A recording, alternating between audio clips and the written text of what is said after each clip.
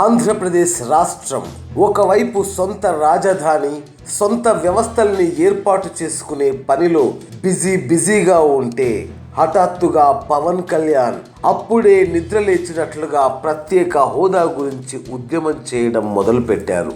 ట్విట్టర్లో మాత్రమే ఉద్యమాలు చేసే ఆయన ఎంత గొడవ జరిగినా జనాల్లోకి మాత్రం రారు. కానీ చేగువేరా ఆశయాలు, మోడీ ఆదర్శాల గురించి గంటలు ఉపన్యాసాలు ఇస్తారు. షూటింగ్కు మధ్య గ్యాపులో వచ్చి ప్రత్యేక హోదా ఉద్యమం చేసి మళ్ళీ అజ్ఞాతంలోకి వెళ్ళిపోతారు. పోరాటం అంటే గబ్బర్ సింగ్లా హిట్ సినిమా అవుతుందని ఆయన అనుకుంటున్నట్లున్నారు. అంతేకాదు, ఆయన ప్రత్యేక హోదా అంశాన్ని జల్లికట్టు స్ఫూర్తితో నడపాలనుకోవడం, అందుకు ఆంధ్ర యువత స్పందించడం మరీ విషాదం. ప్రత్యేక హోదా అని చెబుతున్న వాళ్ళకి అసలు అది ఎందుకు ఇస్తారు, ఏ ప్రాతిపదికన ఇస్తారో తెలుసా? ప్రత్యేక హోదా అనే అంశం 5వ ఆర్థిక సంఘం కాలంలో గాడ్గిల్ ఫార్ములా కింద వెనుకబడిన రాష్ట్రాలకు ఆర్థిక సహాయాన్ని అందించేందుకు నిర్దేశించబడింది. ఒక రాష్ట్రం ప్రత్యేక హోదా పొందాలంటే ఈ కింది ప్రాతిపదికన రాష్ట్రాలు పొంది ఉండాలి. 1. పర్వతాలు, గుట్టలు కలిగి ఉండి సమతల ప్రదేశం లేని ప్రాంతం. 2. జనసాంద్రత తక్కువ కలిగిన ప్రాంతం. 3. గిరిజనుల జనాభా ఎక్కువగా ఉన్న ప్రాంతం. 4. సరిహద్దు ప్రాంతం. 5. ఆర్థికంగా వెనుకబడిన ప్రాంతం. ఈ లెక్కన ఇప్పటి ఆంధ్రప్రదేశ్ ఒక్క 5వ ప్రాతిపదికను మాత్రమే కలిగి ఉంది. అందువల్ల ఈ రాష్ట్రానికి ప్రత్యేక హోదా పొందే అర్హత లేదు. అయితే రాజకీయ కారణాలతో ఇవ్వకూడదా అంటే ఇవ్వచ్చు. గతంలో ఎన్డీఏ ప్రభుత్వం ఉత్తరాఖండ్కు ఎవరి సిఫార్సు లేకుండా ఇచ్చింది కూడా. ఇప్పుడు ఏలినవారు దయతలిస్తే నియమ నిబంధనల్ని తోసిపుచ్చి ఇవ్వనూవచ్చు. కానీ ఇతర రాష్ట్రాలు అదే డిమాండ్ చేస్తే? అయితే నేడు ప్రత్యేక అర్హత లేదని చెబుతున్న కేంద్రం గతంలో 2014 జూలై 31న నాటి కేంద్ర మంత్రి ఇంద్రజిత్ సింగ్ పార్లమెంట్లో ఆంధ్రప్రదేశ్కు ప్రత్యేక హోదా ఇచ్చే విషయాన్ని ప్రణాళికా సంఘం పరిశీలిస్తుందని చెప్పడం విశేషం. మరి ఆ పరిశీలన ఏమైంది? ప్రణాళికా సంఘం తోసిపుచ్చిందా? వెంకయ్యనాయుడు నుంచి జవాబు రావాల్సి ఉంది. వెంకయ్యనాయుడు ఆయన సహచరులు 14వ ఆర్థిక సంఘం అంగీకరించడం లేదని చెబుతున్నారు.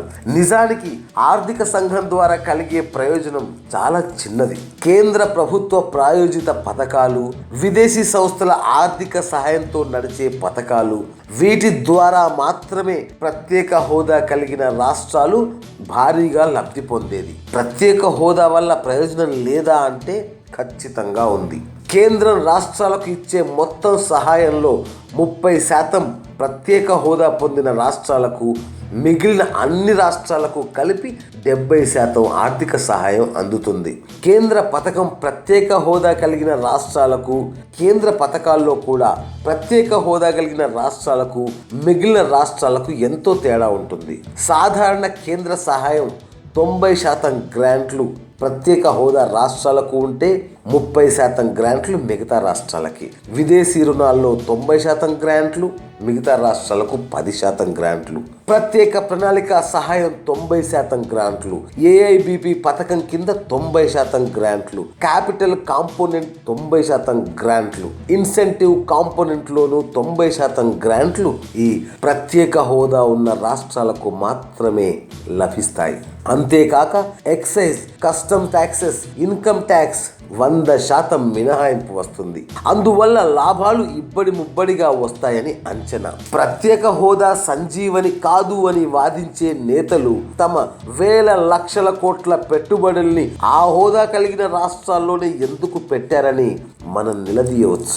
ఆంధ్రప్రదేశ్కు ఆ అర్హత లేదని తెలిసి, రాదని తెలిసి అందుకై ప్రజల్ని పురిగొలుపుతున్న పార్టీల్ని నిలదీయాలి. ప్రత్యేక హోదా ఎండమావుల వెంట ప్రజల్ని పరిగెట్టించేందుకు తమిళనాడు జల్లికట్టు ఉద్యమాన్ని ప్రేరణగా తీసుకోవడం, అందుకు అన్ని రాజకీయ పార్టీలు ఉభయ కమ్యూనిస్టులతో సహా తలలూపడం అత్యంత విషాదకరమైన విషయం. ప్రత్యేక హోదా పొందడానికి సంబంధించిన ఏ నియమ నిబంధనలు మన రాష్ట్రానికి వర్తించవని తెలుసు. అది రాదని అందరికీ తెలుసు. కేవలం తమ రాజకీయ ప్రయోజనాల కోసం రేపు రాబోయే ఎన్నికల్లో లబ్ధి పొందేందుకోసం పడుతున్న తాపత్రయం తప్ప ఈ డిమాండ్లో ఏ పసా లేదు.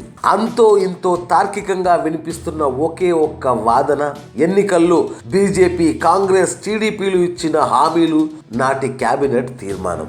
నిజంగా హామీల అమలుపై ఉద్యమించాలంటే యువతకు బతుకు తెరువునిచ్చే ఇంటికో ఉద్యోగం లేక నిరుద్యోగ భృతి గురించి ఎందుకు ఉద్యమాలకు పిలుపునివ్వరు?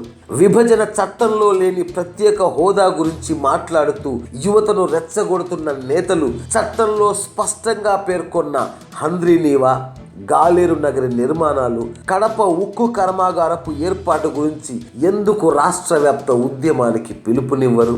అసలు ఇంత హడావుడి చేస్తున్న ప్రత్యేక హోదా వల్ల రాయలసీమకు ఒరిగేదేంటి? దేశంలో అత్యంత వెనుకబడిన 52 జిల్లాల్లో సీమ 4 జిల్లాలు ఉన్న విషయం ఈ నేతలకు తెలుసా? దేశంలో రైతాంగపు ఆత్మహత్యల్లో 2వ స్థానం అనంతపురం జిల్లాదనే విషయం తెలుసుకొని ఉంటే మనకేం కావాలో, ఏ అంశంపై ఉద్యమం చేయాలో అర్థమవుతుంది. మనకేం కావాలి? నీరు, నీరు, నీరు. సీమలో ఉన్న వ్యవసాయ యోగ్యమైన భూమిలో కేవలం 13.67% మాత్రమే నీటి సదుపాయం ఉంది. వాస్తవంలో ఇది ఇంకా తక్కువ. ఇక గొప్పగా ప్రచారం చేసుకున్న జలయజ్ఞం పూర్తయ్యాక కూడా సీమలో వ్యవసాయ యోగ్యమైన భూమిలో నీరందేది కేవలం 30.48% మాత్రమే. ఇది తెలిస్తే మన ప్రాధాన్యాలు ఎలా ఉండాలో అర్థమవుతాయి. 1983లో ప్రారంభించిన ఎస్ఆర్బీసీ, తెలుగు గంగ ప్రాజెక్టులు ఇంకా పూర్తి కాలేదంటే మన పాలకులు, ఏ పార్టీ వారైనా సీమకు ఏం ఒరుగుతుందో అర్థమవుతుంది. వీటి గురించి కదా పోరాటం చేయాల్సింది. ఇవన్నీ వదిలేసి రాదు అని తెలిసిన హోదా కోసం పవన్ కళ్యాణ్ ఈ సినిమాటిక్ ఉద్యమం చేయడం అవసరమా? పవన్ కళ్యాణ్, ఇతర ప్రతిపక్షాలు పోరాటం అంటూ చేస్తే అది సీమ గురించి, అక్కడ తడవాల్సిన నేలల గురించి, అక్కడ పండాల్సిన పంటల గురించి, గుక్కెడు నీళ్ళ గురించి కాదంటారా?